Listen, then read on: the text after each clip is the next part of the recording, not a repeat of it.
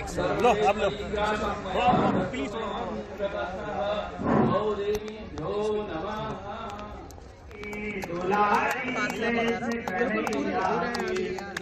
देखिए, मैं मानता हूँ कि भारत आज प्रधानमंत्री नरेंद्र मोदी जी के नेतृत्व में भारत एक आर्थिक एवं आध्यात्मिक शक्ति विश्व स्तर पर बन चुकी है। आज 5वीं बड़ी आर्थिक शक्ति है।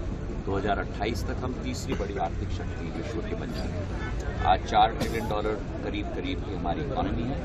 2030 तक हम लोग $6 ट्रिलियन की इकॉनमी दबाओ जी। ये पूर्ण विश्वास है, जो भी वातावरण हो, भारत का उत्पादन, भारत की बौद्धिक क्षमता, सूचना प्रौद्योगिकी क्षेत्र में, मैन्युफैक्चरिंग के क्षेत्र में, कृषि के क्षेत्र में विश्वव्यापक है और भारत के प्रोडक्ट्स आज विश्व की मांग बन चुकी है।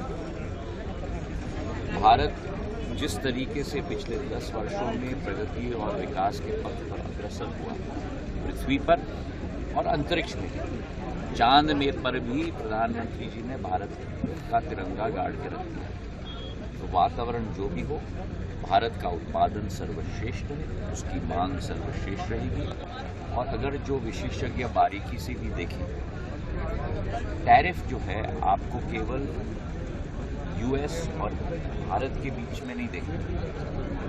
अगर पन्नालाल जी, मैं, सुरेश जी, आप प्रतियोगिता में पन्नालाल जी के ऊपर क्या टैरिफ लगा है, मेरे ऊपर क्या टैरिफ लगा है, इनके ऊपर क्या टैरिफ लगा है, इसका विश्लेषण करने की जरूरत है।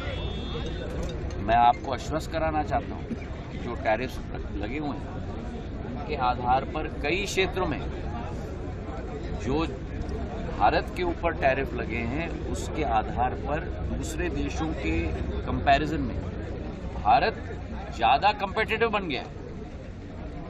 उदाहरण के तौर पर जो वियतनाम पे टैरिफ लगे हैं, जो दूसरे देशों पे टैरिफ लगे हैं, अब जो प्रोडक्ट्स भारत से कम्पिटिटिव नहीं होता था, आज वो प्रोडक्ट्स भी भारत से कम्पिटिटिव हो गया।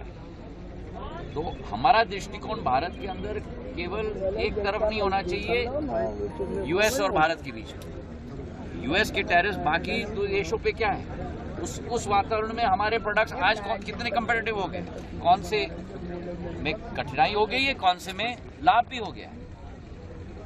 तो इस दृष्टिकोण से देखना होगा। और जो मैंने पहला वाक्य कहा कि हमारी उत्पादन सर्वश्रेष्ठ, हमारे प्रोडक्शन कॉस्ट सबसे कम, भारत की प्रोडक्ट्स की डिमांड विश्वव्यापक है।